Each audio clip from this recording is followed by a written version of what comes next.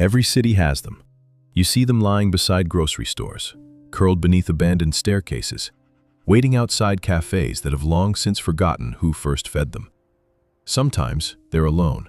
Sometimes they appear in small groups. Most people barely notice them anymore.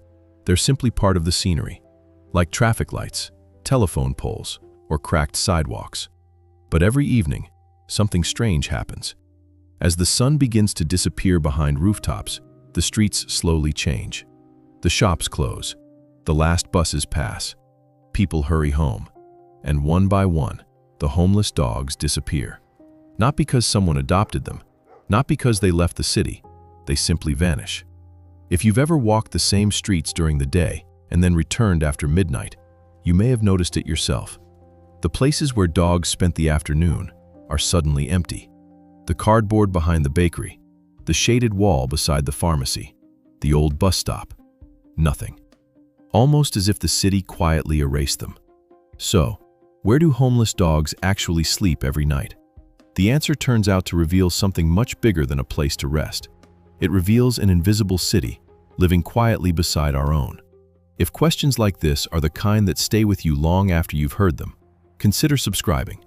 Because once you begin noticing the hidden lives of street dogs, you'll never walk through your city quite the same way again.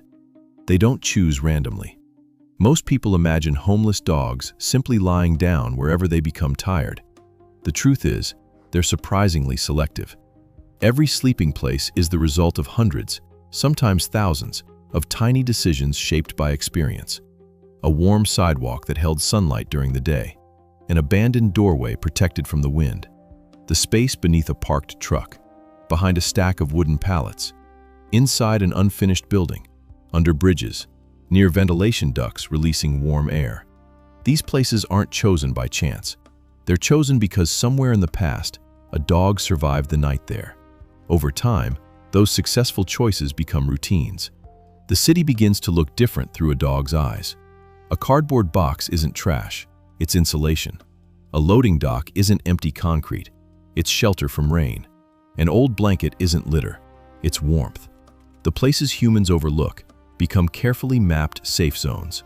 And remarkably, many dogs return to the very same sleeping places, night after night. Not because they're trapped there, but because they remember.